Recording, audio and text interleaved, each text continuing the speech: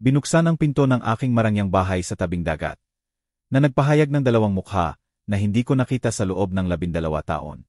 Si Maria Clara, ang aking anak na babae, at si Gregorio, ang kanyang asawa, ay nakatayo sa harap ko na may mga peking ngiti at mga matang puno ng mahinang tinatago na desperasyon.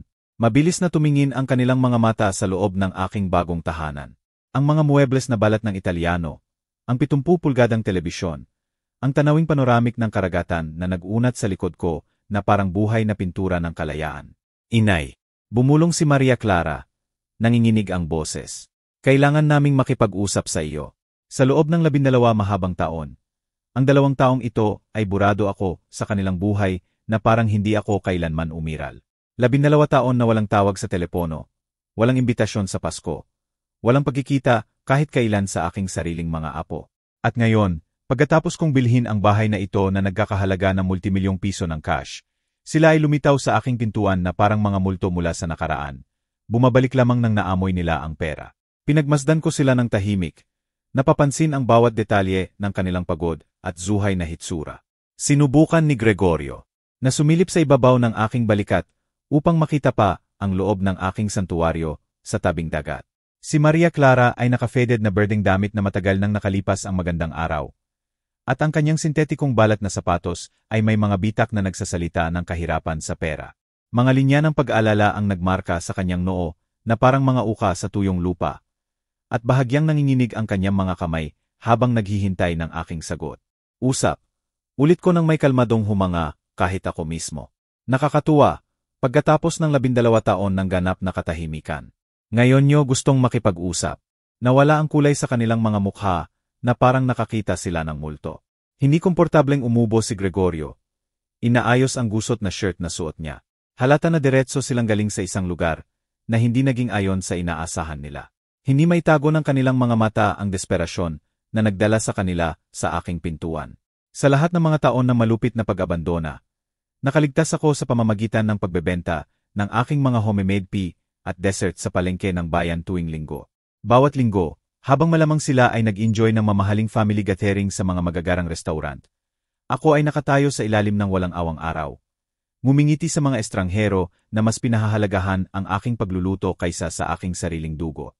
Naging magaspang ang aking mga kamay mula sa walang tigil na trabaho. Naging yukom ang aking likod mula sa pagdadala ng mabibigat na basket na puno ng matatamis na pag-asa. Ngunit ang aking pride ay hindi ganap na nasira. Ang aroma ng bagong lutong dessert ay nananatili pa rin sa aking pinakamamahal na alaala. Pinong giniling na kanela, purong vanilla extract, toasted coconut na brown sa tamang kulay. Mga lasa na dating napuno ang aking tahanan noong maliit pa si Maria Clara at tinawag akong pinakamahusay na kusinera sa buong mundo. Ang mga ginintuang araw na iyon ay parang kabilang sa ibang buhay. Sa ibang babae na walang muwang na naniniwala na ang pag-ibig ng pamilya ay walang kondisyon at walang hanggan. Ang pagbabago ay nagsimula ng dahan-dahan pagkatapos makilala ni Maria Clara si Gregorio sa party ng kumpanya kung saan siya nagtatrabaho bilang sekretarya.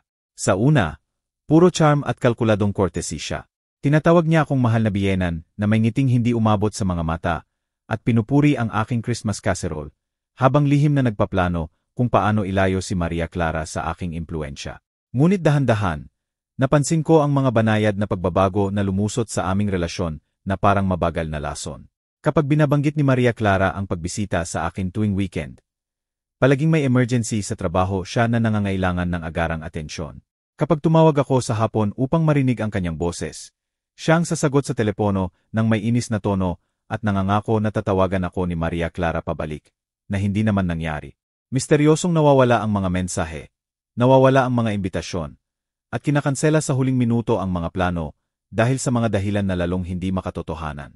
Ang mga pagbubukod ay nagsimula bilang aksidenteng pagkaligtaan na nakakasakit. Ngunit mapapatawad ko pa. Ang graduation ni Maria Clara sa kanyang MBA program. Inay, akala namin may iba ka ng mas mahalagang plano. Ang baby shower para sa kanyang unang anak na babae. Ang aking apo na hindi ko kailanman nakilala. Napaka-intimate noon. Mga pinakamalapit na kaibigan lang niya mula college. Ang unang komunyon ng paehong apong iyon. Nakalimutan naming sabihin sa iyo. Napakabilis ng lahat. Alam mo naman kung paano ang mga ganito. Bawat dahilan ay nakaturok sa aking puso na parang punyal na nakabalot sa gift paper na may gintong ribbon. Ngumingiti ako, tumatango, at nagpapanggap na perpekto kong naiintindihan ang kanilang mga dahilan. Huwag mag-alala, anak ko. Iba sa susunod. Ngunit ang susunod ay hindi dumating. At ang aking telepono ay nanatiling tahimik na parang libingan sa sementeryo kung saan nagpapahinga ang aking asawa. Lumala ang mga gabi. Mas walang laman ang mga linggo. Nagluto ako para sa isa, nakipag-usas sa mga larawan sa dingding, at nagdiwang ng mga kaarawan ko na may isang nag-iisang kandila sa maliit na keke na binili ko kay G. Peterson's Bakery. Palagi niyang tinatanong tungkol kay Maria Clara. At palagi akong sumasagot sa parehong kasinungalingan. Sobrang busi siya sa kanyang bagong buhay. Alam mo naman. Ngunit ngayon, nakatayo sa threshold ng aking dream house, na may karagatan na bumubulong ng mga lihim sa likod ko, at ang maalat na amoy ng dagat na napupuno ang aking baga. Nakita ko sila kung sino talaga sila. Inimbitahan ko sila sa loob ng may eleganteng kilos ng kamay. Pinagmamasdan habang lumaki ang kanilang mga mata sa tanawin ng karangyaan na nakapalibot sa akin ngayon. Ang marmol na sahig mula Italy ay kumikinang sa ilalim ng natural na liwanag na bumubuhos mula sa malalaking bintana, na sumasalamin sa kanilang maliit at kinakabahang figura. Si Maria Clara ay naglakad sa likod ni Gregorio na parang anino. Nakayuko ang ulo habang tinatasa niya ang bawat muebles, bawat obra ng sining, bawat detalye ng aking bagong realidad ng may mahinang tinatago na kasakiman ng profesional na appraiser. Umupo kayo, sabi ko, tinuturo ang cream. Colored na leather sofa na nagkakahalaga ng higit na pera kaysa sa nakita nila ng magkasama sa loob ng maraming taon. Sa palagay ko pagkatapos ng napakahabang panahon, marami kayong sasabihin sa akin. Umubo si Gregorio. Ina-adopt ang kustura ng importanteng lalaki na palagi niyang ginagamit kapag gustong mag-impress ng iba. Rosario, alam naming ilang taon na mula nang huli kaming mag-usap, ngunit 12 taon, putol ko siya ng may matigas na boses. Hindi ilang taon, eksaktong 12 taon mula nang desisyonan niyo na hindi ako umiral. Sa wakas tumingin si Maria Clara, at nakita ko ang mga luha sa kanyang mga mata. Ngunit hindi na nila ako naantig tulad noon. Napakaraming gabi akong umiyak ng mag-isa upang payagan ang kanyang kalkuladong luha na manipulahin ako ngayon. Inay, hindi namin sinasadya. Nagiging komplikado ang mga bagay. Trabaho ni Gregorio. Ang mga bata na hindi ko nakilala. Sagot ko, nararamdaman ang galit na nakakulong sa loob ng maraming taon na nagsisimula ng kumulo sa loob ko. Ang aking mga apo na lumaki nang hindi alam na may lola silang magmamahal sa kanila ng walang kondisyon. Sa loob ng 12 taon ng sapilitang pagkakatiwalag, nagbuo ako ng routine na nagpanatili sa aking katinuan. Bawat umaga, gumigising ako ng 5:00. Inihahanda ang aking mga dessert ng may paehong dedikasyon na inilagay ko noon sa pag-aalaga kay Maria Clara noong sanggol pa siya. Ang pea crust ay nangangailangan ng pasensya. Ang eksaktong punto ng karamel ay nangangailangan ng walang tigil na atensyon. At ang oras ng pagluluto ay hindi nagpapatawad ng mali. Ang mga resepe na iyon ay naging aking kaligtasan at kabuhayan. Ang mga linggo sa palengke ay aking oras para sa pakikisalamuha.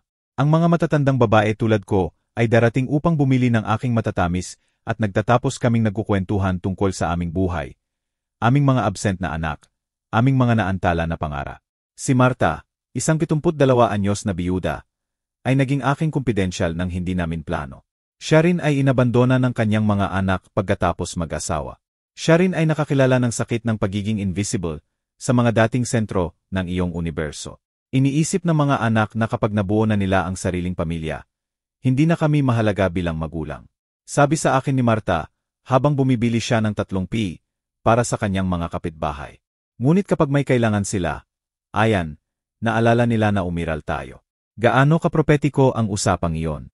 Ngayon tinagmamasdan si Maria Clara na kinakabahang pinipisil ang kanyang mga kamay habang mental na kinakalkula ni Gregorio ang halaga ng aking bagong buhay. Lubos kong naintindihan kung ano ang ibig sabihin ni Marta.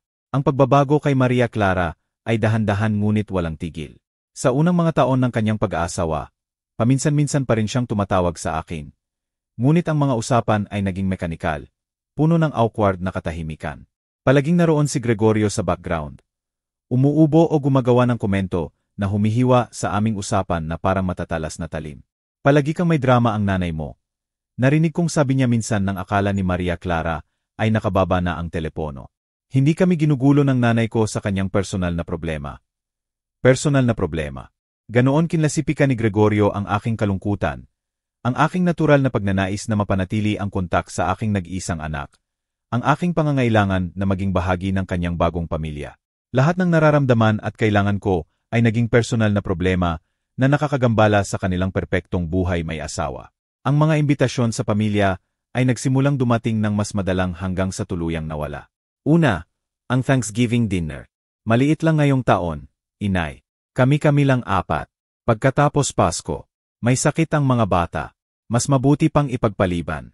Pagkatapos ang mga kaarawan, lahat ay nagiging komplikado sa trabaho ni Gregorio.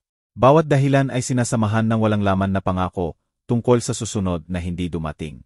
Nagdevelop si Maria Clara ng espesyal na talento sa paggawa ng bawat pagtanggi na parang makatwiran. Bawat pagbubukod na parang pansamantala. Bawat pag-abandona na parang para sa aking ikabubuti. Ayaw naming maging obligated ka, inay.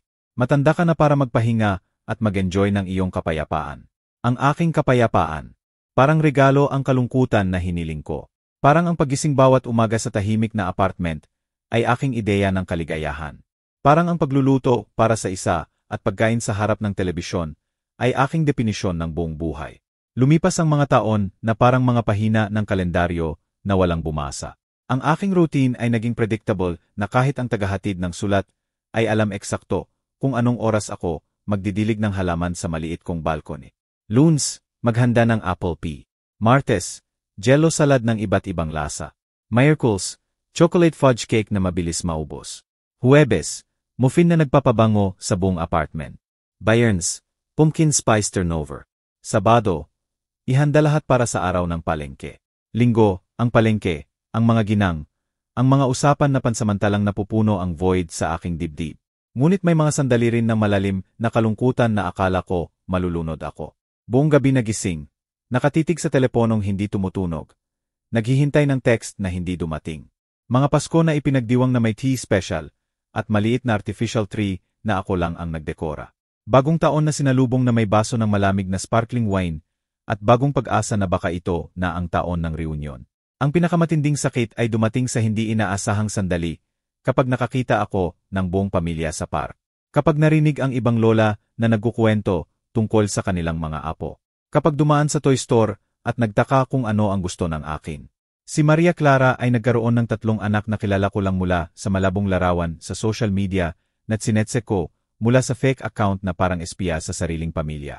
Inay, binabalik ako ni Maria Clara sa kasalukuyan sa kanyang boses. Alam naming nagkamali kami. Nagkamali. Lumabas ang salita mula sa aking bibig na parang bala. Ang pagbura sa inyong ina sa inyong buhay sa loob ng 12 taon ay pagkakamali. Ang paggait sa inyong mga anak ng pag-ibig ng kanilang lola ay pagkakamali. Hindi komportable si Gregorio sa kanyang upuan. Sa wakas naintindihan na hindi magiging ayon sa plano niya ang usapang ito. Patuloy na siniskan ng kanyang mga mata ang aking living room. Kinakalkula, tinatasa, nagpaplano ng susunod na galaw na parang expert na manipulator na palagi siya. Hindi yon mga pagkakamali. Patuloy ko. Nararamdaman ang katotohanan na bumubuhos mula sa aking lalamunan na parang mainit na lava pagkatapos ng maraming taon ng pagkakakulong. Iyon ay mga conscious, kalkulado, malupit na desisyon. Pinili niyo akong burahin sa inyong buhay na parang lumang muebles na hindi nakapakipakinabang sa inyo. Nagsimulang humigbi si Maria Clara. Ngunit ang kanyang mga luha ay wala ng kapangyarihan na disarmahan ako tulad noon. Napakaraming gabi akong umiyak ng mag-isa. Nagtataka kung ano ang mali kong ginawa, kung paano ako nabigo bilang ina, kung bakit ang aking walang kondisyong pag-ibig ay hindi sapat upang panatilihing buo ang aking pamilya. Inay, hayaan mo kaming magpaliwanag. Sinubukan ni Maria Clara sa gitna ng hikbi. Ano ang ipapaliwanag nyo? Tumeyes ang boses ko nang hindi ko makontrol. Ipapaliwanag nyo ba kung bakit hindi ko nakilala ang apong babae ko nang una siyang gumapang? Bakit wala ako nang nawala ang unang ngipin ng aking apong lalaki? Bakit nagdaan ako ng 12 Pasko na nagluluto ng walang kakain, habang binubuo nyo ang family memories nyo nang wala ako? Sa wakas nagsalita si Gregorio gamit ang condescending tone na pinino niya sa loob ng maraming taon. Rosario, naiintindihan naming nasaktan ka, ngunit ang mga pamilya minsan nangangailangan ng space upang lumago. Walang personal laban sa iyo. Ang tawa na lumabas sa aking lalamunan ay napakapait na kahit ako ay nagulat. Walang personal, Gregorio. Ginawa mo akong estranghero ang aking anak. Nagtanim ka ng lason sa kanyang puso laban sa akin. Desisyonan mo na wala akong lugar sa buhay na binubuo mo. Naalala ko nang may masakit na kalinawan ang araw na ipinaalam ni Maria Clara ang kanyang final decision sa akin. Maulan na Martes ng Oktubre, eksaktong 12 taon na ang nakalipas. Dumating siya sa aking apartment na may ekspresyon na hindi ko pa nakita noon sa kanyang mukha. Malamig, malayo, na parang tinutupad ang hindi ka nais-nais na obligasyon. Inay, nag-usap kami ni Gregorio. Simulan niya nang hindi man lang tinanggap ang kape na inihanda ko para sa kanya tulad ng palagi. Sa tingin namin mas mabuti kung bawasan ang kontak mo sa amin sandali. Bawasan ang kontak. Tanong ko, nararamdaman ng mundo na umuuga sa ilalim ng aking mga paa. Ano ang ibig sabihin noon? Ibig sabihin hindi ka na welcome sa aming bahay. Ibig sabihin ayaw na naming tumawag ka palagi. Ibig sabihin kailangan namin ng space upang maging pamilya nang walang external interference. External interference. Ganoon tinawag ng aking sariling anak sa akin. Parang nakikialam na kapitbahay. Estranghero na nakikialam sa bagay na hindi niya concern. Hindi ang ina niya na nagdalang tao sa kanya ng 9 na buwan, na nagpupuyat kapag may lagnat siya, na nag-double shift upang makapagbayad ng college niya. Maria Clara, hindi ko maintindihan kung ano ang mali kong ginawa, kung paano kita binigo. Nabali ang boses ko, ngunit nanatili siyang walang emosyon. Hindi tungkol sa mali mong ginawa, inay. Tungkol ito sa pinakamabuti para sa aking pag-aasawa at mga anak. Kailangan malaman ni Gregorio na inuuna ko ang aming nuclear family kaysa kanino man. Kanino man. Ganoon ako sa aking anak. Kanino man. Ngunit Maria Clara, ina mo ako. Lola ako ng iyong mga anak. Hindi ako estranghero na nagbabanta sa iyong pag-aasawa. Sabi ni Gregorio na palaging nagdudulot ng problema ang mga biyenan sa batang pag-aasawa.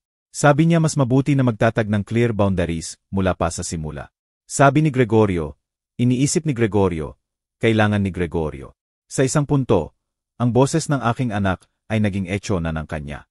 Ang kanyang mga iniisip ay napalitan ng kanya. Ang kanyang puso ay nareprogram upang tumibok sa ritmo na itinakda niya. At ano naman ang sabi mo, Maria Clara? Ano ang iniisip mo? Ano ang puso mo?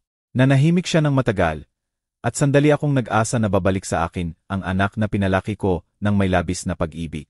Ngunit nang magsalita siya, walang laman ang boses, rehearsed, na parang binibigkas ang lines mula sa dula. Sa tingin ko tama si Gregorio. Sa tingin ko para sa ikabubuti ng lahat, kasama ka, inay. Magkakaroon ka ng sariling buhay nang hindi nag-alala sa amin. Iyon ang huling totoong usapan namin. Pagkatapos noon, naging multo si Maria Clara na paminsan-minsan ay nagpapadala ng malamig, superficial na text message. Sana okay ka, inay. Happy birthday. Happy New Year. Automatic na message na walang kaluluwa, walang pag-ibig, tulad ng ipinapadala ng kumpanya sa mga customer. Ang unang mga buwan pagkatapos ng paghihiwalay na iyon ay ang pinakamadilim sa aking buhay. Nawalan ako ng timbang, nawalan ng tulog, nawalan ng pag-asa. Bawat umaga, gumigising ako na umaasang bangungot lang. Natatawagan ako ni Maria Clara para mag-sorry, nababalik ang lahat sa dati. Ngunit nanatiling tahimik ang telepono at lalong lumakas ang realidad bawat araw. Si Marta ang nagligtas sa akin mula sa ganap na paglubog sa depression. Lumitaw siya sa aking pintuan isang umaga ng linggo ng 3 araw akong nakahiga ng hindi naliligo. Hindi kumain ng higit sa saltine crackers at iced tea. Rosario, bumangon ka. May 2 choice ka. Pwede kang manatili rito na namamatay sa buhay para sa anak na hindi karapat-dapat sa iyo. O pwede kang magbuo ng bagong buhay na karapat-dapat sa iyo. Matigas ang mga salita niya, ngunit may lakas ng katotohanan. Noong hapon na yon, tinulungan niya akong linisin ang apartment, ayusin ang mga recipe ko, at maglano ng bagong dessert business ko. Kung mag-suffer ka rin, sabi niya habang binabati namin ang unang batch ng pea-filling sa loob ng mga buwan, gawin mo habang may ginagawang productive. At ganoon nagsimula ang aking bagong buhay ng dahan-dahan. Masakit, ngunit may determinasyon. Bawat pea na naibenta ko ay hakbang patungo sa emotional independence. Bawat satisfied customer ay maliit na personal na tagumpay. Bawat piso na kinita ko ay patunay na may halaga ako. Kahit hindi nakita ng aking sariling anak. Ang mga linggo sa palengke ay naging aking weekly therapy. Ang mga ginang na bumibili ng aking dessert ay naging aking bagong chosen family. Nag-share kami ng kwento ng walang utang na loob na anak, ng pag-asawa na naghati ng pamilya, ng kalungkutan ng pagiging ina sa lipunan na itinatapon ka kapag hindi ka nakapakipakinabang. Sabi ng anak ko masyado akong dramatic kapag nagrereklamo ako na hindi siya dumadalaw. Sabi sa akin ng isang ginang na si Joanna, habang sinusubukan ang mangojello ko. Ngunit hindi drama iyon. Totoong sakit iyon. Basic human need na maramdaman ang pag-ibig at halaga mula sa mga iniluwal mo sa mundo. Ngayon nakaupo sa aking living room, na nagkakahalaga ng higit sa lahat ng ari-arian ni Maria Clara at Gregorio na magkasama. Naalala ko ang bawat luha, bawat gabi na walang tulog, bawat nag-isang kaarawan, at nakita ko sila roon, maliit at desperado, naghahanap ng something mula sa akin pagkatapos nilang talikuran ako ng higit sa isang dekada. Kaya pagkatapos ng 12 taon ng katahimikan, sabi ko na may kontroladong boses, ano eksakto ang nagdala sa inyo sa aking pintuan? Nagpalitan ng meaningful na tingin si Gregorio at Maria Clara. Sa wakas, umubo ulit siya. Rosario, ang totoo nagdadaan kami ng napakahirap na panahon. Napakahirap na panahon. Inulit ko ang kanyang mga salita ng dahan-dahan. Nilalasap ang irony na parang mapait na pulot. Napakagandang coincidence na darating kayo sa akin na may problema kayo. Pagkatapos ng 12 taon na itinuring niyong irrelevant ang aking existence sa inyong perpektong buhay. Hindi komportable si Gregorio sa sofa. Halatang inihahanda ang speech na rehearse niya sa biyahe papunta sa aking bahay. Iniiwasan ng kanyang mga mata ang akin, habang binubuo ang mga salitang akala niya ay magpapalambot sa aking puso. Nabankrupt ang construction company 6 months ago. Sa wakas aminado niya. Nawala lahat ng savings namin. Nasa foreclosure ang bahay. Kailangang tumigil sa trabaho si Maria Clara upang alagaan ang mga bata dahil hindi namin kayang mag-daycare. Nakikitira kami sa parents ko, ngunit may financial problem din sila. Desperadong tumango si Maria Clara, na parang ang pagkumpirma ng kanilang kamalasan ay automatikong mag-generate ng aking compassion. Inay, tinatanong ng mga bata kung bakit wala silang sariling kwarto, kung bakit palaging galit si Daddy, kung bakit umiyak si Mommy sa gabi, hindi namin alam kung ano ang gagawin.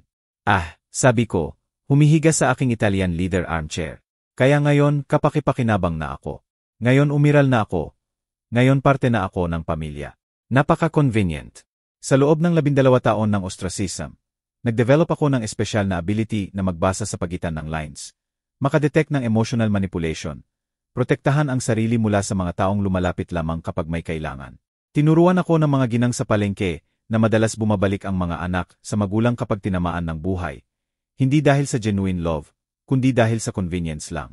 Hindi ganoon, inay, protesta ni Maria Clara, nabibiki ang boses.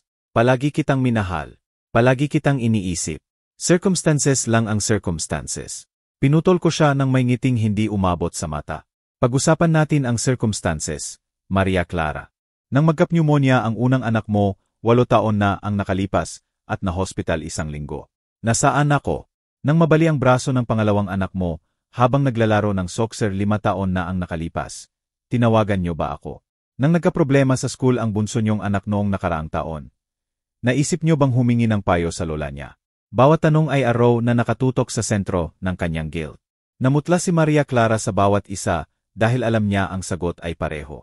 Hindi niya ako naisip sa anumang mahirap na sandali ng kanilang buhay. Ngayon lang, nang kailangan nila ng pera, nang gumuho ang kanilang mundo sa financial, naalala nila na may ina sila. Alam naming may financial problem ka. Bulong ni Gregorio. Sinusubukang bigyang katwiran ang hindi mabigyang katwiran.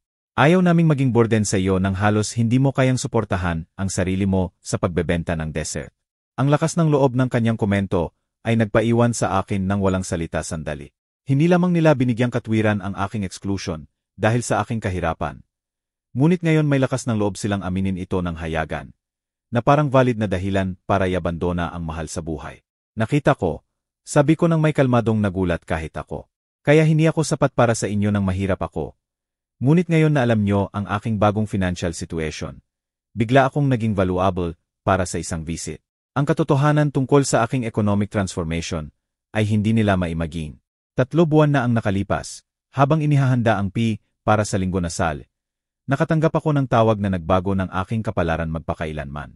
Isang abogado mula sa lungsod na nagpapaalam sa akin ng pagkamatay ng aking tiyahin Joanna, kapatid ng aking yumaong ama, na nanirahan sa Estados Unidos ng 50 taon nang hindi gaanong alam ng aming pamilya tungkol sa kanya.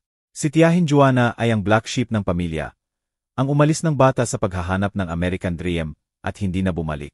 Sa loob ng dekada, paminsan-minsan lang kaming nakatanggap ng Christmas postcard. Ngunit hindi namin talaga alam kung kumusta siya sa buhay. Lumalabas na napakahusay niya. Kasama-sama na ang bahay sa Los Angeles na naibenta ng $1.5 milyon.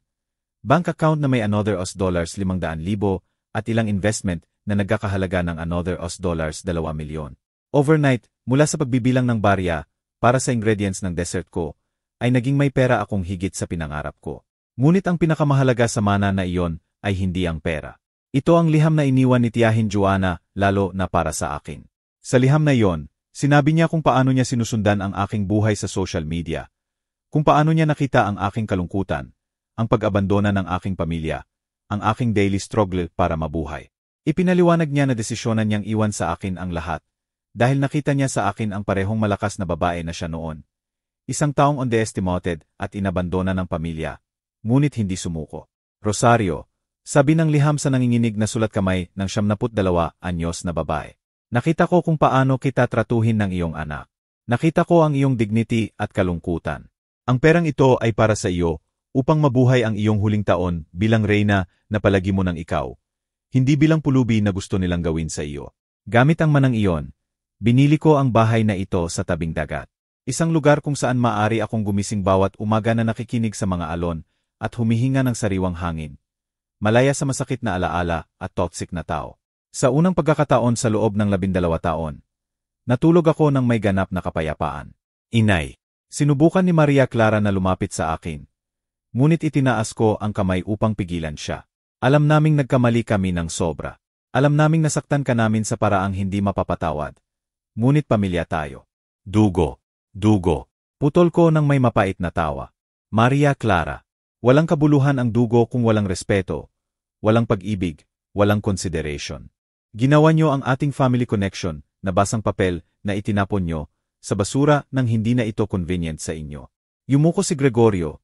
Ina-adopt ang postura ng kalkuladong vulnerability na malamang rehearse niya sa harap ng salamin. Rosario, naiintindihan namin ang sakit mo. Naiintindihan namin ang galit mo. Ngunit ang mga bata ay innocent sa lahat ng ito. Hindi nila deserve na magdusa dahil sa aming pagkakamali. Ayan na, ang card na iniwan niya para sa huli. Ang mga bata, ang aking hindi kilalang mga apo, ang pinakamakapangyarihang emotional manipulation na mayroon sila. Alam nila na ang pagbanggit sa mga maliliit ay maaring magpalambot sa aking puso, na natigasan ng maraming taon ng neglect. Ang mga bata, tanong ko, nararamdaman ang halo ng sakit at galit sa aking dibdib. Ang parehong mga bata na lumaki nang hindi alam na may lola silang magmamahal sa kanila nang walang kondisyon. Ang parehong mga bata na pinagkaitan ng pag-ibig, karunungan, at kere ng kanilang lola sa lahat ng mga taon na iyon. Nagsimulang humigbi ulit si Maria Clara. Ngunit sa pagkakataong ito ang kanyang mga luha ay tunay, mabigat sa bigat ng totoong guilt. Inay, hindi namin naisip ang long-term consequences.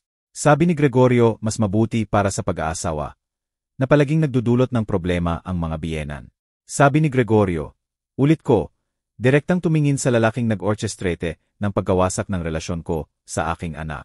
Iniisip ni Gregorio, desisyonan ni Gregorio, at nasaan ang sarili mong boses, Maria Clara? Nasaan ang sarili mong puso? Nawala ang boses ko sa gitna ng mga pangako ng perpektong pag-aasawa at takot na kontrahin ang asawa ko. Aminado ni Maria Clara ng may honesty na sandaling nag-disarm sa akin. Ngunit inay, ngayon na-realize ko ang lahat ng nawala sa amin. Tinatanong ng mga bata kung bakit wala silang lola dahil nagkukwento ang mga kaibigan nila tungkol sa kanilang mga lola at wala silang kilala. Ang kanyang mga salita ay mga punyal diretso sa puso. Ngunit natuto na akong huwag hayaang magulo ng sakit ang aking judgment. Sa loob ng 12 taon, pinantasya ko ang sandaling ito, ang pagbabalik ni Maria Clara, ang pag-amin ng kanyang pagkakamali, ang pagkakataon na makilala ang aking mga apo. Ngunit ngayon na nangyayari ito, na-realize ko na huli na at para sa maling dahilan. Alam mo ba kung ilang kaawan ng aking mga apo ang na-miss ko habang binubuo nyo ang inyong perpektong pamilya nang walang external interference? Tanong ko, lumalakas ang boses ko sa bawat salita. Alam mo ba kung ilang gabi akong gising na iniimagine kung ano ang kanilang mga boses, tawa, personalidad? Alam mo ba kung ilang laruan ang binili ko at iniimbak sa isang box? Naghihintay ng araw na hindi dumating. Kinakabahan si Gregorio, halatang hindi komportable sa direksyon ng usapan. Hindi gumagana ang plano niya ng emotional softening ayon sa inaasahan. At nakikita kong mental siyang kinakalkula ang susunod na manipulative move. Rosario, Naiintindihan naming nasaktan ka. Interbensyon niya nang may condescending voice na pinino niya sa maraming taon. Ngunit ngayon maaari nating baguhin lahat iyan. Maaari kang makilala ng mga bata. Maaari silang gumugol ng oras sa iyo. Maaari ulit tayong maging pamilya. Pamilya. Ulit ko, nilalasa ang irony ng kanyang mga salita. Ibig mong sabihin ang uri ng pamilya kung saan welcome ang lola lamang kapag may pera siyang ipambabayad sa problema ng irresponsible adults. Napuno ng tense silence ang bahay. Sa malalaking bintana, nakikita ko ang mga alon ng karagatan na bumabalikwas sa mga bato. Constant reminder ng aking bagong kalayaan at hard-earned independence. Ang lugar na ito ay kumakatawan sa lahat ng na-achieve ko nang wala sila. Lahat ng binuo ko mula sa abo ng aking pag-abandona. Sa loob ng 3 buwan na nakatira sa tabing dagat, nag-develop ako ng ganap na bagong routine. Gumigising ako bawat umaga sa tunog ng mga sigol. Hindi sa tahimik na iyak ng kalungkutan. Inihahanda ko ang aking kape sa kusina na equipped ng pinakamahusay na appliances. Hindi sa maliit na space kung saan binibilang ko ang bawat barya para sa basic ingredients. Naglalakad ako sa beach sa sunset. Nararamdaman ang buhangin sa pagitan ng aking mga daliri at maalat na hangin sa aking buhok. Malaya sa emotional heaviness na dala ko sa maraming taon. Nagsimula rin akong tumulong sa ibang matatandang babae na, tulad ko, inabandona ng kanilang pamilya. Lumipat si Marta sa apartment malapit sa bahay ko. At magkasama kaming gumawa ng maliit na support group para sa mga ginang sa similar situation. Tuwing Miracles hapon, nagtitipon kami sa aking living room upang mag-share ng kwento, emotional survival strategies, at syempre, aking homemade dessert. Ang kalayaan, sabi sa akin ni Marta sa isa sa mga meeting na iyon, ay ang realize na hindi mo kailangan ang approval ng mga taong sumakit sa iyo upang maging masaya. Ang kanyang mga salita ay umugong sa aking puso na parang kampana ng katotohanan. Sa unang pagkakataon sa loob ng dekada, nabubuhay ako para sa sarili ko. Hindi naghihintay ng tawag na hindi dumating. Hindi nagluluto para sa mga anak na hindi dumadalaw. Hindi nangangarap ng family reunion na umiiral lamang sa aking imaginasyon. Inay. Lumapit si Maria Clara sa gilid ng aking armchair. Pula ang mata mula sa pag-iyak. Alam kong hindi ko deserve ang iyong forgiveness. Alam kong hindi ko deserve ang second chance. Ngunit isinusumpa ko sa mga anak ko na kung tutulungan mo kami ngayon, magiging iba ang lahat. Magiging iba ako. Iba kung paano. Tanong ko, pinananatiling malamig at kontrolado ang boses. Iba hanggang malutas nyo ang financial problem nyo at hindi nyo na ako kailangan.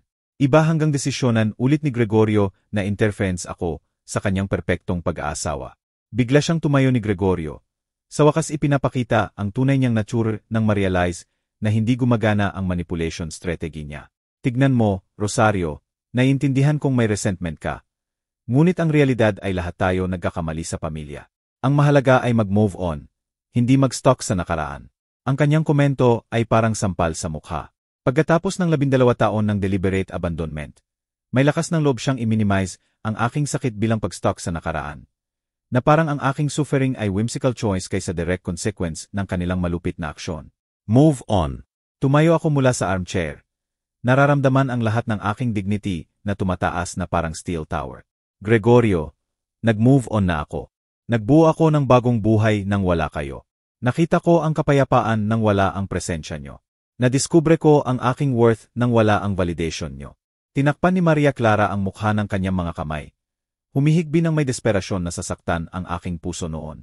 Ngunit ang puso na kilala nila ay namatay ng dahan-dahan sa loob ng 12 taon ng indifference at muling isinilang na mas malakas, mas matalino, mas selective sa pag-ibig. Hindi nyo ba naiintindihan? Patuloy ko, naglalakad ba tungo sa bintana na tanaw ang karagatan? Dumating kayo rito na inaasahan na makikita nyo ang parehong basag na babae na inabandona nyo 12 taon na ang nakalipas. Inaasahan nyo na makikita nyo ang isang taong desperado sa family love na handang magbayad ng anumang presyo para sa ilang mumo ng affection. Ang katotohanan ay sa unang mga taon pagkatapos ng kanilang abandonment. Totoong handa akong magbayad ng anumang presyo. Ibabayad ko ang kaluluwa ko para sa isang tawag mula kay Maria Clara. Ibebenta ko lahat ng ari-arian ko para sa isang hapon kasama ang aking mga apo. Magmamakaawa ako ng forgiveness sa offenses na hindi ko ginawa basta makabalik sa kanilang buhay. Ngunit ang oras at sakit ay nagturo sa akin ng mahalagang lesson tungkol sa self-love at personal dignity. Ang mga hapon kasama si Marta at ang ibang ginang ay nagpakita sa akin na mas common ang family abandonment kaysa akala ko, at na ang pag-survive dito ay hindi lamang possible kundi maaring simula ng mas authentic at satisfying na buhay. Sa maraming taon ay sinisi ko ang sarili ko. Amin ko, habang nakatitig pa rin sa karagatan.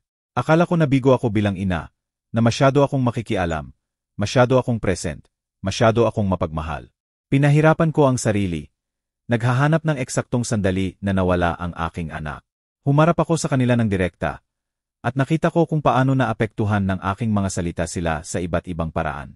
Si Maria Clara ay tunay na devastated, na parang sa wakas naiintindihan niya ang laki ng damage na ginawa nila. Si Gregorio naman ay nagpapakita ng signs ng impatience at frustration. Halatang kinakalkula kung worth pa bang ituloy ang strategy na ito o subukan ang iba. Ngunit sa huli, naintindihan ko ang katotohanan, patuloy ko. Hindi ko nawala ang aking anak dahil sa mali kong ginawa. Nawala ko siya dahil pinili niya ang lalaking itinuring na threat sa kanyang fragile masculinity, ang pagkakaroon ng present na biyenan. Nawala ko siya dahil mas pinahalagahan niya ang approval ng asawa kaysa pag-ibig ng ina. Tumayo si Maria Clara. Umuuga na parang physical blow ang aking mga salita. Inay, hindi ganoon. Hindi ko kailanman tumigil sa pagmamahal sa iyo. Naguluhan lang ako. Pinaniwala ako ni Gregorio na para sa ikabubuti ng lahat. Manipulado ka ni Gregorio. Korek ko siya. Ngunit pinayagan mo siya.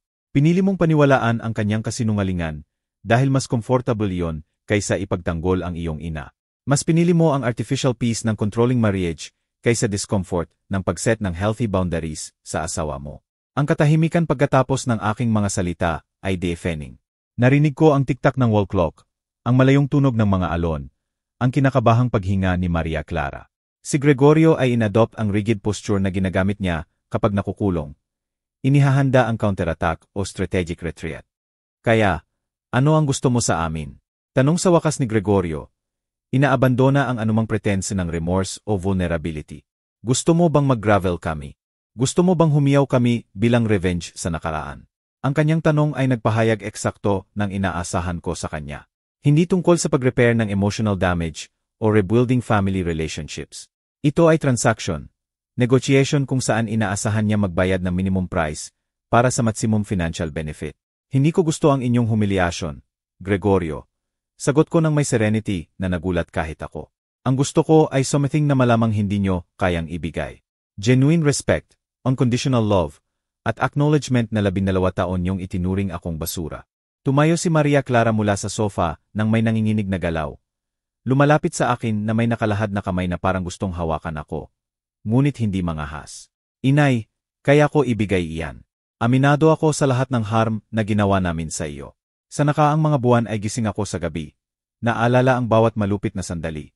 Bawat tawag na hindi ko sinagot. Bawat imbitasyon na hindi ko ipinadala. Sa nakaraang mga buwan, putol ko.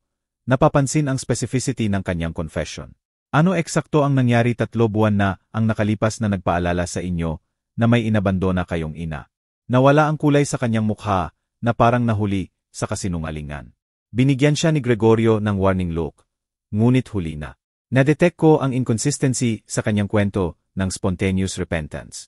Kami si Maria Clara ay nautal ng desperadong naghahanap ng tamang salita. Nalaman niyo ang aking mana. Kompleto ko ang sentence para sa kanya. Nararamdaman ang lahat ng pieces ng puzzle na perpektong nahuhulog sa lugar. May nagsabi sa inyo tungkol sa aking bagong bahay, sa aking bagong financial situation. Kaya kayo narito. Hindi dahil sa pag-ibig, hindi dahil sa genuine remorse, kundi dahil nadiskubre nyo na ang inabandonan nyong ina ay may pera na ngayon. Sinubukan ulit ni Gregorio na kunin ang kontrol ng situation. Ngunit ang mask ng vulnerability niya ay ganap ng nabiyak. Rosario, hindi totoo iyan. Siyempre, narinig namin ang iyong good fortune. At natutuwa kaming malaman na okay ka. Ngunit kami ay dumating. Bakit kayo dumating? Dahil broke kayo. Putol ko ng may coldness na matalim na parang blade. Dumating kayo dahil desperado kayong kailangan ng pera, at ako ang last resort nyo. Dumating kayo dahil kinalkulan nyo na ang 12 taon ng abandonment ay mapapatawad sa ilang well-acted tears at empty promises ng reconciliation. Ang katotohanan kung paano nila nalaman ang aking bagong sitwasyon ay dumating sa akin noong nakaraang linggo sa pamamagitan ni Marta. Ang kanyang pamangkin ay nagtatrabaho sa bank kung saan na-handle ang transfer ng aking mana at narinig ang usapan tungkol sa ginang na nagbebenta ng at ngayon may milyon-milyon. Mabilis kumalat ang tsismis sa maliit na bayan. lalo na kapag dramatic ang economic transformation. Si G. Peterson mula sa bakery ang nagsabi sa kalahati ng bayan. Paliwanag ni Marta sa isa sa aming coffee afternoons. Sabi niya si Maria Clara at Gregorio ay nagtatanong-tanong tungkol sa iyo. Gustong malaman kung totoo na yumaman ka overnight. Ang impormasyong iyon ay parang vaccine laban sa anumang romantic hope na maaring nagharbor ako para sa genuine reunion.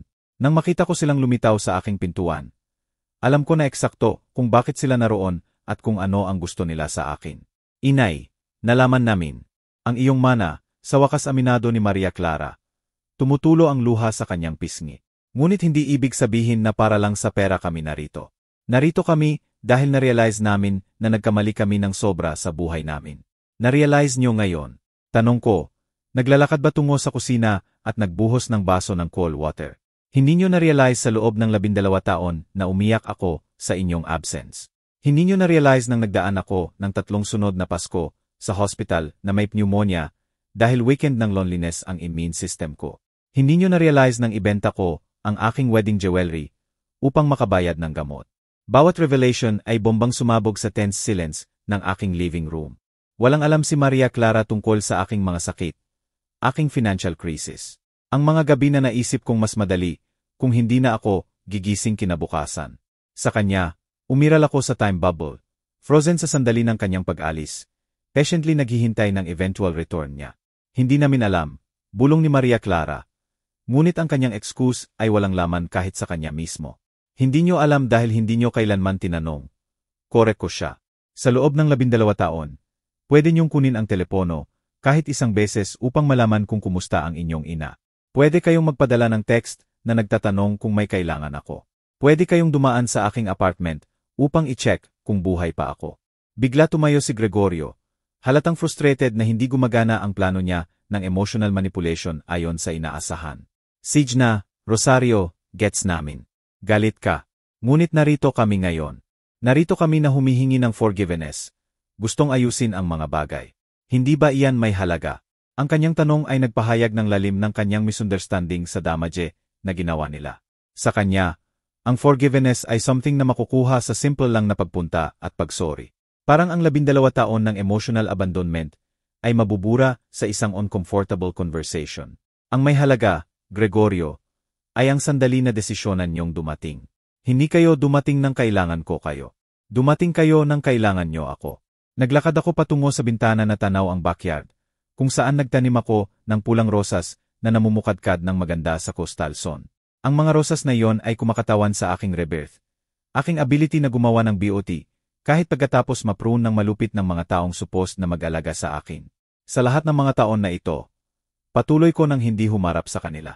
Nag-develop ako ng simple na philosophy tungkol sa human relationships. Ipinapakita ng mga tao kung sino sila talaga sa pamamagitan ng actions, hindi words.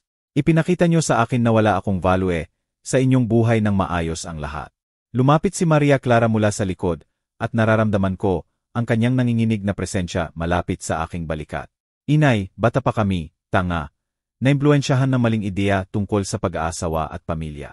Ngunit lumaki na kami. Maturo na kami. Nabankrupt kayo. Korek ko siya nang hindi humarap. Hindi kayo mature.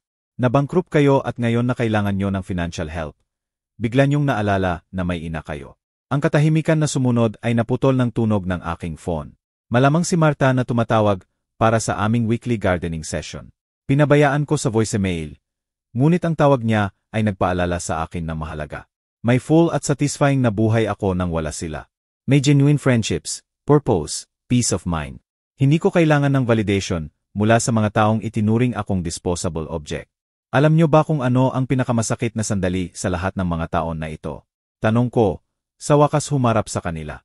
Hindi kapag tumigil kayo sa pag-imbita sa akin sa celebrations. Hindi kapag tumigil kayo sa pagtawag.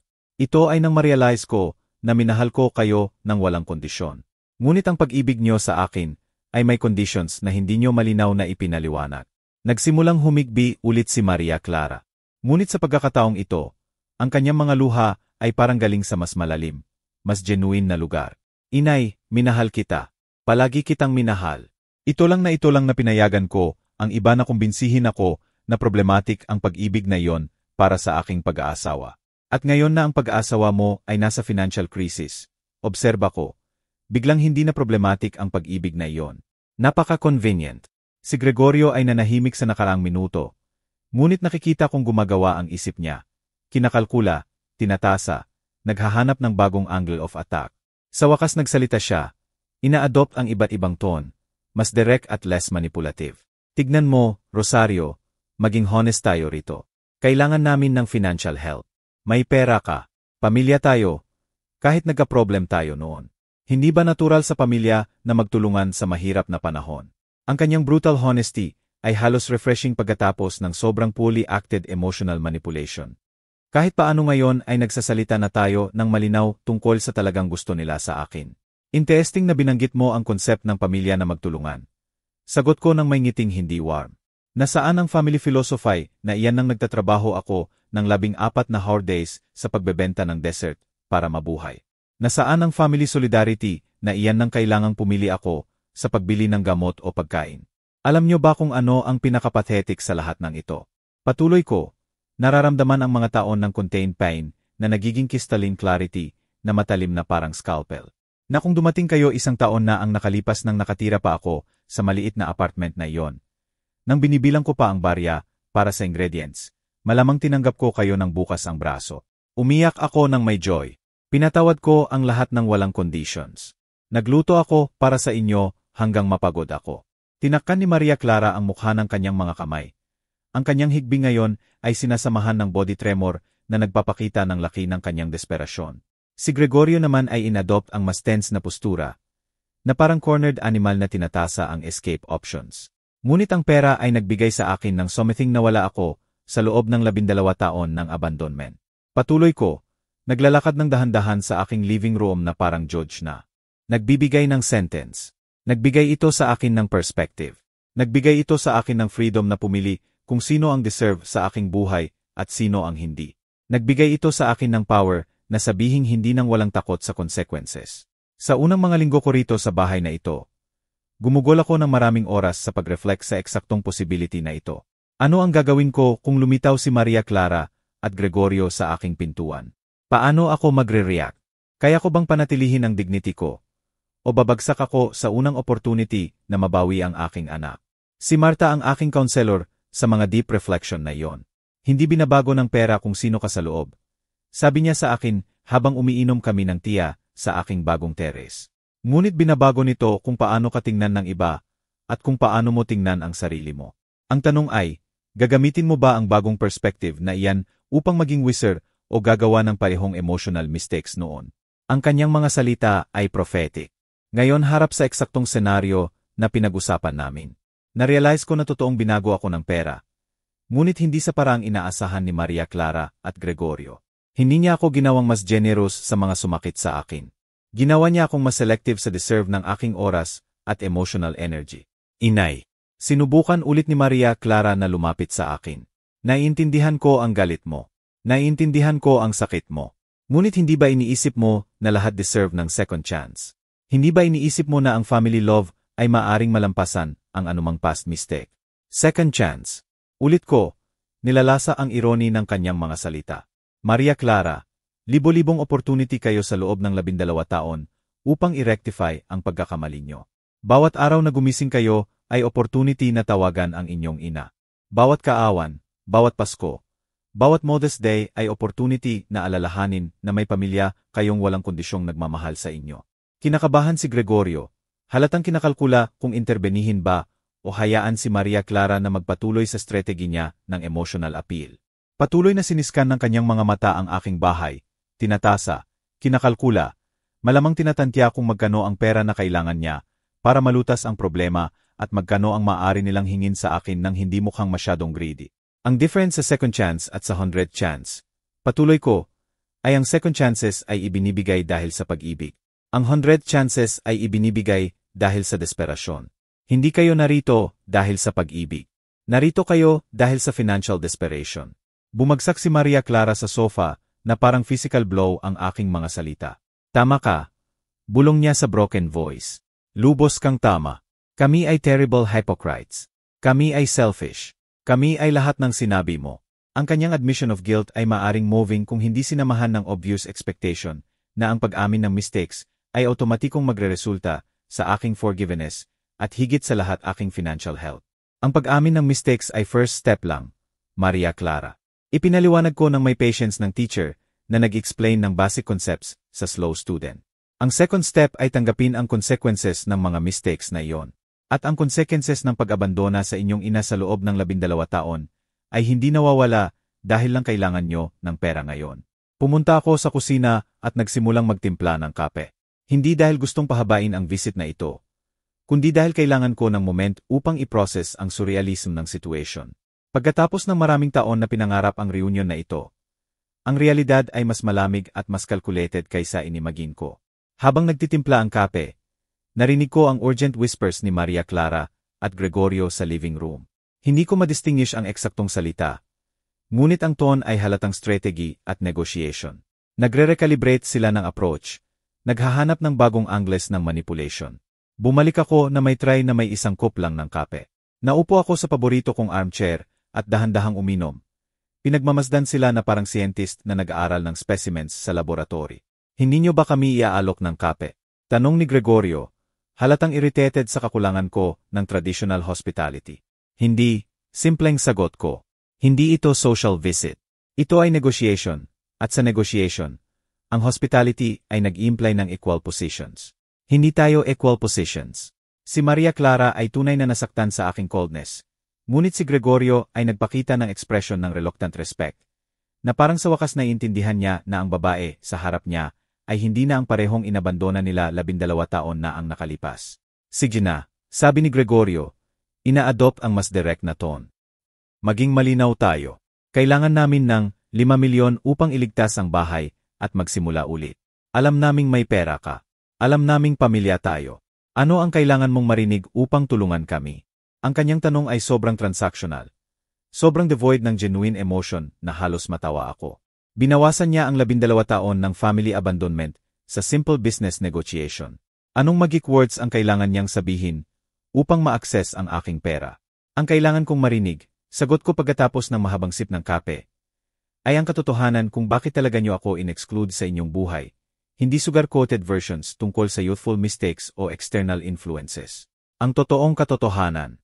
Nagpalitan ng significant glances si Maria Clara at Gregorio. Halata na naghanda sila ng ilang versions ng kwento nila. Ngunit wala sa mga iyon ang kasama ang brutal honesty na hinihingi ko. Ang katotohanan, bulong ni Maria Clara, ay pinaniwala ako ni Gregorio na problematic ka para sa aming pag-aasawa.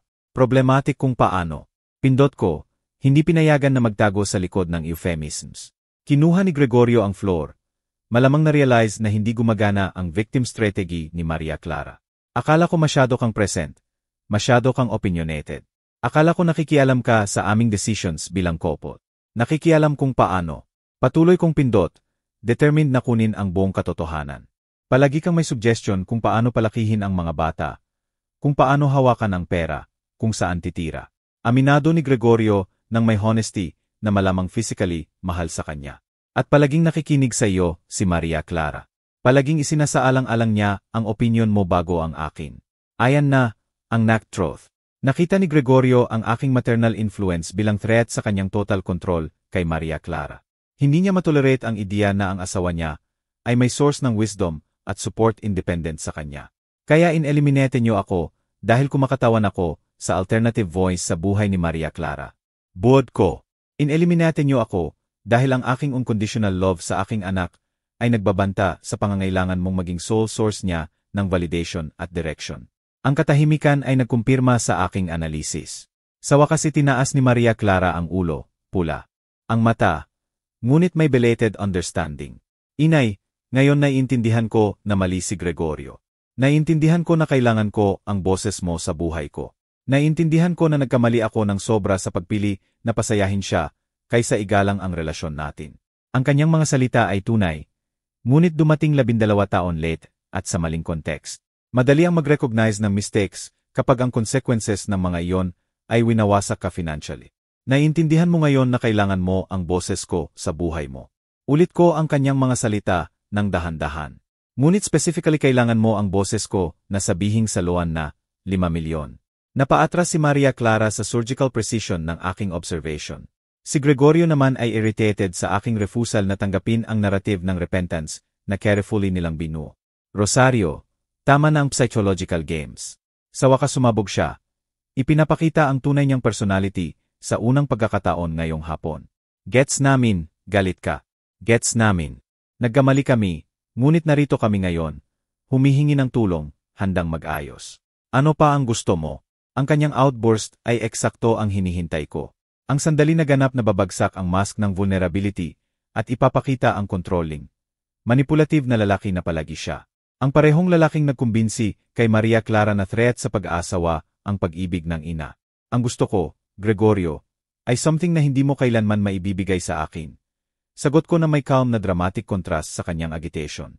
Gusto ko ang 12 taon ng buhay ko pabalik. Gusto kong nakilala ko ang aking mga apo mula pa sanggol sila. Gusto kong naroon ako sa kanilang first steps, first words, first days of school. Tumayo ako mula sa armchair at naglakad patungo sa bookshelf kung saan iniimbak ko ang ilang family photographs na nailigtas ko mula sa nakaraang buhay ko. Kinuha ko ang isa partikular, si Maria Clara sa 5 taon. Ngumingiti ng walang front teeth, yakap ang aking binti ng may pure adoration sa mata. Ang batang ito ay minahal ako ng walang kondisyon. Sabi ko, ipinakita ang larawan sa kanila. Ang batang ito ay tinawag akong best friend niya. Hero niya, favorite person sa buong mundo. Ano ang nangyari sa batang ito, Maria Clara? Tumingin si Maria Clara sa larawan nang may intensifying na sandali akong nag-asa na mahihimatay siya. Ang batang iyon ay lumaki at naging mahinang babae na pinayagan ang insecure na lalaki na sirain ang pinakamahalaga sa kanyang buhay. Ang sagot niya ay nagulat sa akin sa brutal honesty. Ito ang unang pagkakataon ngayong hapon na nagpakita siya ng totoong understanding ng laki ng nawala niya. Hinilang kung ano ang kailangan niya mabawi para malutas ang current problems niya. Eksakto. Kumpirma ko, ibinalik ang larawan sa lugar nito. At ngayon ang mahinang babaeng iyon ay dumating na naghahanap sa inang inabandona niya.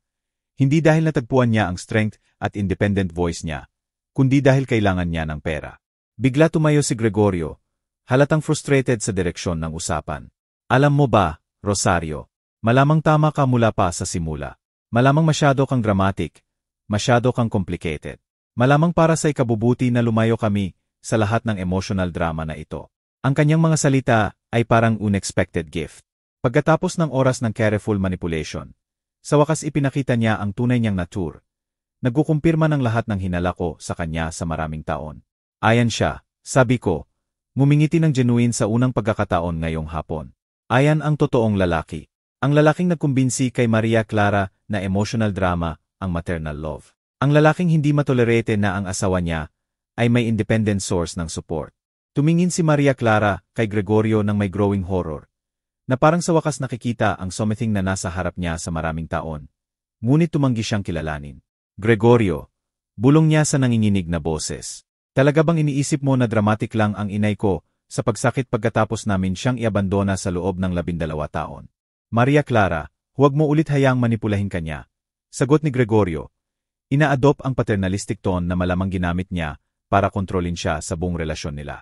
Nilalaro niya ang emotions mo upang maging guilty ka. Hindi, sabi ni Maria Clara ng may firmness na hindi niya ipinakita ngayong hapon. Hindi niya nilalaro ang emotions ko. Ipinapahayag niya ang legitimate pain na ginawa namin sa kanya. Siya ay honest tungkol sa consequences ng aming terrible actions. Pinagmasdan ko ang exchange na ito ng may interest ng spectator na nanonood ng play na alam ko na BY Hair. Fascinating na makita kung paano nagsimulang mag-crack ng power dynamic na carefully binuo ni Gregorio sa maraming taon dahil sa financial desperation. Maria Clara, sabi ko ng malumanay, na-realize mo ba na kahit ngayon, sa moment ng krisis na ito, ang asawa mo ay mas concerned sa pagkontrol ng reaction mo kaysa sa pag-repair ng damage na ginawa niyo sa akin. Humarap si Maria Clara kay Gregorio ng may bagong mata, na parang nakakakita ng stranger. Tama ka, bulong niya. Kahit ngayon, mas concerned siya sa pagiging tama kaysa sa paggawa ng tama. Maria Clara, huwag maguluhan, insist ni Gregorio.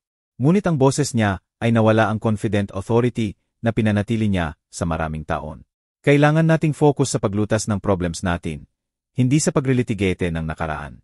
Problems natin, ulit ko, napapansin ang specific choice ng words. Gregorio, ang financial problems nyo ay hindi ko problems. Ang bankruptcy nyo ay hindi ko responsibility. Ang inability niyong mapanatili ang successful business ay hindi ko dapat lutasin. Napuno ng tense silence ang room habang ang aking mga salita ay nagsettle sa realidad ng situation. Si Maria Clara ay parang nag-experience ng belated awakening habang si Gregorio ay struggle sa iba't ibang manipulation strategies.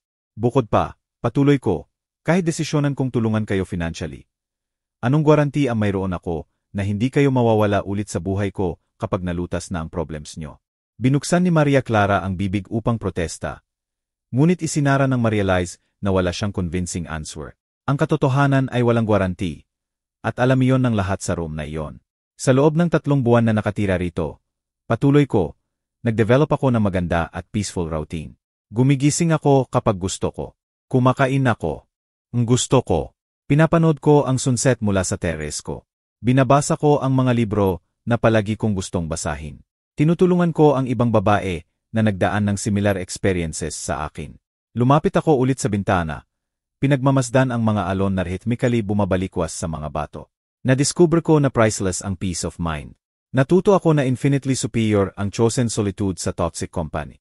Inay. Lumapit si Maria Clara mula sa likod. Halos whisper ang boses. Ano ang kailangan kong gawin upang makuha ang forgiveness mo? Ano ang kailangan kong gawin upang mabawi ang pag-ibig mo? Humarap ako sa kanya. Nakikita sa mata niya ang desperasyon na higit sa financial crisis. Sa unang pagkakataon, parang naiintindihan niya na nawala siya ng something na mas mahalaga kaysa pera o property. Maria Clara, sabi ko ng may deep sadness na hindi ko inaasahan. Hindi for sale ang forgiveness ko. At ang pag-ibig ko ay hindi kailanman nawala. Ang problema ay ginawa niyo ang relasyon natin na business transaction ng desisyonan niyo na valuable lang ako kapag useful ako sa inyo. Si Gregorio, nakikita na nawawalan ng kontrol ng situation. Sinubukan ang last desperate approach. Rosario, kung hindi mo kami tutulungan, ang mga bata ang magdudusa. Mawawala ang tahanan nila. Kakailanganin nilang magpalit ng school. Mabubuhay sila sa poverty. Kaya mo bang matulog ng payapa na alam na ang sarili mong mga apo ay nagdudusa? Ang final appeal niya ay ang card na iniwan para sa last moment. Guilt-related sa well-being ng mga bata. Calculated strategy na hipuin ang most sensitive nerve ng anumang lola. Gregorio, sagot ko ng may serenity na nagulat kahit ako. Ang mga bata ay magdudusa dahil sa irresponsible decisions ng parents nila. Hindi dahil sa refusal kong iligtas sila sa consequences ng decisions na iyon. Kayo ang gumawa ng krisis na ito, hindi ba? Hindi ako. Nagsimulang umiyak ulit si Maria Clara. Ngunit sa pagkakataong ito ang mga luha niya ay parang galing sa deeper understanding ng totoong nawala niya sa lahat ng taon na ito. Ang mga bata ay magdudusa. Patuloy ko. Nararamdaman ang bawat salita na nakabitin sa hangin na parang final sentence. Ngunit magdudusa sila ng consequences ng pagkakaroon ng parents na inuna ang pride kaysa family love. Na pinili ang control kaysa connection. Na itinuring na mas mahalaga ang pera kaysa relationships. Ganap na bumagsak si Maria Clara sa sofa. Humihigbi ng may intensity na sasaktan ang aking puso noon. Ngunit ang puso na tumitibok sa dibdib ko ngayon ay forged sa fire ng 12 taon ng abandonment at lumabas na mas malakas, mas matalino, mas selective. Inay, bulong niya sa gitna ng luha. Ano ang magagawa ko? Sabihin mo, ano ang magagawa ko upang maayos ito? Maria Clara, sagot ko ng may deep ngunit serene sadness. Ang ilang bagay sa buhay ay hindi maayos. Ang ilang decisions ay may permanent consequences. Desisyonan nyo na hindi ako valuable enough upang panatilihin sa inyong buhay ng maayos ang lahat. Hindi nyo maaring asahan na ituturing ko kayong valuable enough upang iligtas kayo ngayon ng mali ang lahat. Tumayo si Gregorio ng may brusque movements. Ang frustration niya sa wakas overflow sa pure anger. Alam mo ba, Rosario, tama ka. Mali ka mula pa sa simula. Constant interference ka sa aming pag-aasawa. Mas mabuti pa si Maria Clara nang wala ang drama mo. Wala ang constant need mo ng attention. Wala ang emotional manipulation mo. Ang kanyang mga salita ay parang final gift ng clarity. Pagkatapos ng oras ng masks at manipulation, sa wakas ipinakita niya ang tunay niyang essence. Lalaki na sobrang insecure na kailangang i-isolate ang asawa mula sa lahat ng sources ng love at support upang makaramdam ng power. Salamat, Gregorio. Sabi ko ng may genuine smile. Salamat sa pagkumpirma eksakto kung sino ka at kung bakit tama ang desisyon kung hindi tulungan kayo. Tumingin si Maria Clara sa asawa niya ng may horror at belated understanding. Gregorio, Talaga bang tinawag mo lang na drama ang legitimate pain ng inay ko? Talaga bang kinumpirma mo na manipulahin mo ako upang itulak siya palayo? Maria Clara, huwag mo ulit hayaang guluhin ka ng mean games niya, insist ni Gregorio. Ngunit ang boses niya ay nawala na ang lahat ng authority. Kailangan natin ang perang iyan. Kailangan nating iligtas ang pamilya natin. Pamilya natin, ulit ko, naglalakad ba tungo sa front door? Ay nawasak 12 taon na ang nakalipas ng desisyonan nyo na mas dangerous ang loving mother-in-law kaysa emotional bankruptcy. Ngayon ay anin nyo ang inihasik nyo. Tumayo si Maria Clara, umuuga, sumusunod sa akin patungo sa pintuan ng may uncertain steps. Inay, please. Isinusumpa ko kung tutulungan mo kami ngayon. Magiging iba ang lahat. Magiging iba ako. Magsiset ako ng boundaries kay Gregorio. Ipagtatanggol ko ang relasyon natin. Maria Clara, sabi ko, inilalagay ang kamay sa doorknob. Nangangako ka na magiging iba sa ilalim ng extreme financial pressure. Nangangako ka ng changes na hindi mo nagawa sa 12 taon ng pag-aasawa. Bakit dapat akong maniwala na magiging kayong better pupil ng krisis na ito? Lumapit si Gregorio. Ina-adopt ang more aggressive stance. Rosario, pagsisihan mo ang desisyon na ito. Sasabihin namin sa buong bayan kung paano mo inabandona ang sarili mong pamilya sa panahon ng pangangailangan nila. Sisiguraduhin naming malaman ng lahat kung anong uri ng ina ka talaga. Ang threat niya ay predictable. Halos matawa ako. Ito ang last desperate card ng manipulator na nawala ang lahat ng power. Ang threat na sirain ang social reputation ko. Gregorio, sagot ko ng may calm na visibly disarmed siya. Alam na ng bayan eksakto kung anong uri ng ina ako. Alam nila na sa loob ng 12 taon, nagtrabaho ako hanggang exhaustion sa pagbebenta ng dessert para mabuhay. Alam nila na hindi ako nagsalita na masama sa inyo kahit inabandona niyo ako. Alam nila na pinanatili ko ang dignity ko kahit sa kahirapan. Binuksan ko ng malawak ang pintuan. Nararamdaman ang sea breeze na napupuno ang aking tahanan ng sariwa, purifying air. Ang malalaman nila ngayon ay kung anong uri ng anak at manugang kayo. Malalaman nila kung paano nyo tratuhin ang loving mother sa loob ng 12 taon at kung paano kayo lumitaw sa pintuan niya lamang ng kailangan nyo ng pera. Huminto si Maria Clara sa threshold. Humarap sa akin isang huling beses. Sa mata niya, nakita ko ang something na hindi ko nakita sa maraming taon. Respect. Respect na halo ng sakit, regret, belated understanding ng nawala niya. Inay, bulong niya. Sana isang araw mapatawad mo kami. Sana isang araw makahanap tayo ng paraan upang paghilumin ang lahat ng damage na ito. Maria Clara, sagot ko ng may sadness na sumasaklaw sa dekada ng sakit. Ang forgiveness ay hindi tungkol sa paglimot sa nakaraan. Ito ay tungkol sa paglaya sa bigat ng resentment. Naglaya na ako. Ang kailangan mo ay hindi ang forgiveness ko. Ito ay matuto kang mabuhay sa consequences ng decisions mo. Una siyang umalis ni Gregorio. Halatang furious at defeated. Dahan-dahan siyang sinundan ni Maria Clara. Madalas humarap na parang may gusto pang sabihin. Ngunit hindi dumating ang mga salita. Pinagmasdan ko silang maglakad patungo sa kanilang lumang battered car. Ang kanilang maliit, insignificant figures laban sa backdrop ng infinite ocean. Pagkatapos ng 12 taon, sa wakas umalis sila sa buhay ko sa parehong paraan na pumasok sila. Naghahanap ng something para sa sarili nila nang walang genuine na iniaalok pabalik. Dahan-dahang isinara ko ang pintuan at bumalik sa aking living room kung saan ang silence ay parang blessing. Walang sigawan, walang manipulation, walang emotional drama, kapayapaan lang. Nagbuhos ako ng baso ng white wine na iniimbak ko para sa special occasion at lumabas sa terrace ko. Nagsisimula ng lumubog ang araw.